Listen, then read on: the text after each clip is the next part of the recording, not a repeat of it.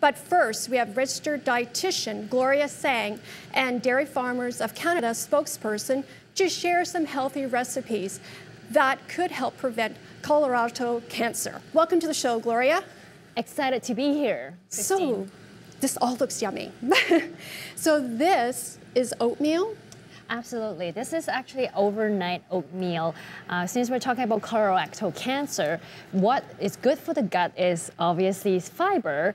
And as runners and somebody who is actually in sports all the time, having sustained energy is very important to provide not only the carbohydrate, but also sometimes the protein. So what I often do is to do overnight oat. And what it does is you just have to put some large flakes, oatmeal, with some milk, put it in the fridge overnight, take it out. You can actually eat it raw, or you can actually cook it in this chilly weathers. I usually prefer to actually eat it warm, so I usually just kind of microwave it or put it in the stove for 2 to 3 minutes to warm it up. But this is a good type of food that is actually good for general health as well as for colon health. Right, and it's good for runners. And that's something I never thought of, so that's really good information. And this is quinoa, right? We see this here. is actually chia seed pudding, which is super hot these days. And you know, chia seed is the kind of the latest superfood, and what it does is actually high in protein, similar to milk, also high in fiber, and that's the reason we're making this chia seed pudding for today. And what it does, again, this is also could be overnight. You could make some milk and yogurt and put some, chia seeds overnight and bring it out next morning as breakfast. Today, this one is actually spiced chia seeds. So we actually have cooked it a little bit because we have added some cardamom and some ginger and some vanilla extract. So we want to kind of blend the spice together well. So that's why we kind of cook it a little bit and put it in the fridge, but take it out, serve cold. So I found it could be as breakfast or it could be as just dessert. Oh, nice. Have to try it. Absolutely.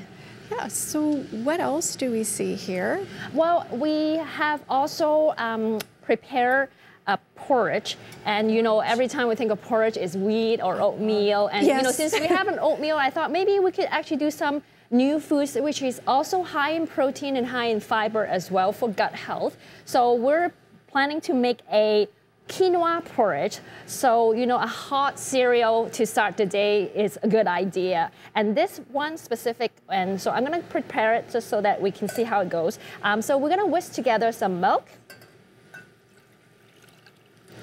with sugar, flour, cinnamon, and we love cinnamon taste for breakfast.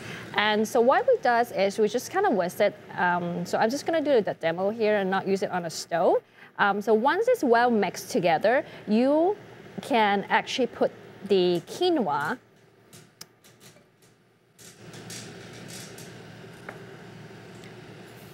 and the water in the mixture, and then bring it to boil. Once bring it to boil, turn it down low, simmer for 20 minutes. So this is the finished product of the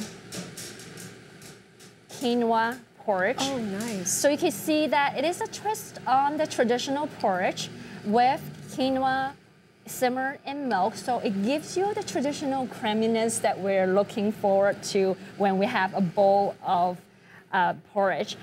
We have also put some apples in it, but I prefer apples to be a little bit crunchy. So what I'm gonna do is I'm gonna serve it just so that you can actually have a taste of it. Wow. It smells yummy. And so what you do is you just kind of sprinkle some apples on the side and some toasted almond. And there you go. Oh, thank you, Gloria. You're welcome.